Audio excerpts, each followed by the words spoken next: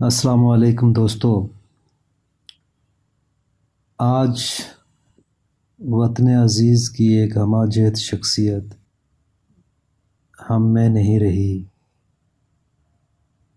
جو لوگ پاکستان ٹیلی ویژن سے واقف ہیں وہ یقیناً طارق عزیز صاحب کے نام سے بھی واقف ہوں گے۔ اس شخصیت نے شوبز، پاکستان ریڈیو، پاکستان ٹیلی ویژن، فلم، پالیٹکس، تحریر و تقریر، فن، ہر ایک شعبے میں ایک ممتاز حیثیت پائی ہے۔ آج وہ اس فانی دنیا سے اپنے خالق حقیقی کے پاس چلے گئے۔ اس کے اوپر میں نے چند اشعار لکھے ہیں کہ دیکھتی آنکھوں سنتے کانوں، دیکھتی آنکھوں سنتے کانوں کا نعرہ چل بسا، آسمان دنیا سے آج ایک اور ستارہ چل بسا۔ دیکھتی آنکھوں سنتے کانوں کا نعرہ چل بسا، آسمان دنیا سے آج ایک اور ستارہ چل بسا۔ دہائیوں چمکتا رہا جو روشنی بن کر، دہائیوں چمکتا رہا جو روشنی بن کر، بالآخر علم و دانش کا وہ تارہ چل بسا۔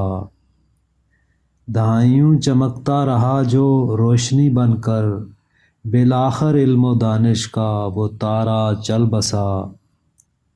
جو عزیز تھا بہت سب کو وہ طارق، جو عزیز تھا بہت سب کو وہ طارق، وہ وطن پرستی کا استعارہ چل بسا۔ جو عزیز تھا بہت سب کو وہ طارق، وہ وطن پرستی کا استعارہ چل بسا۔ نیلام گھر کا خالق بزم طارق عزیز کا میزبان، نیلام گھر کا خالق بزم طارق عزیز کا میزبان، فن تقریر و تحریر کا وہ مینارہ چل بسا۔ نیلام گھر کا خالق بزم طارق عزیز کا میزبان، فن تقریر و تحریر کا وہ مینارہ چل بسا۔ منتظر رہتے تھے جس کو سننے ہفتہ بھر، منتظر رہتے تھے جس کو سننے ہفتہ بھر، وہ میزبان ہمارا سب کا پیارا چل بسا۔ منتظر رہتے تھے جس کو سننے ہفتہ بھر، وہ میزبان ہمارا سب کا پیارا چل بسا۔ وہ آنکھوں کی چمک، وہ آواز کی گھن گرج، وہ آنکھوں کی چمک، وہ آواز کی گھن گرج، انسانیت کا وہ حسین شہ پارہ چل بسا۔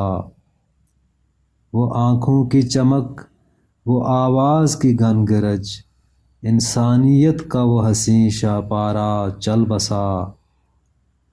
تربت پہ اس کی رحمتوں کا نزول ہو، تربت پہ اس کی رحمتوں کا نزول ہو، طارق عزیز کے حق میں ہر دعا قبول ہو، طارق عزیز کے حق میں ہر دعا قبول ہو۔